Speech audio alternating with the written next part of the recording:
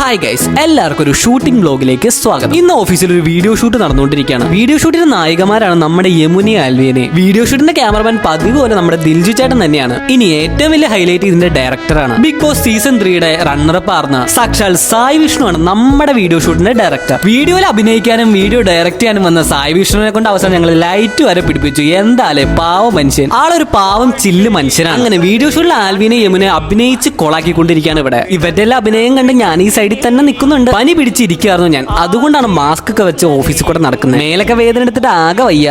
പ്രായമായി തുടങ്ങി. ഇവിടെ ഇത്രയും വലിയ ഷൂട്ട് വന്നിട്ട് നമ്മുടെ ടീം ലീഡർ ഒരു തേരാപ്പാറ നടക്കാൻ. ദിൽചേട്ടൻ ഇവിടെ സായി വിഷ്ണുവിന്റെ വീഡിയോ എടുത്തുകൊണ്ടിരിക്കുകയാണ്. അതിന്റെ ബാക്കിൽ ഡമ്മികളായിട്ട് രണ്ടെണ്ണത്തെ വച്ചിട്ടുണ്ട്.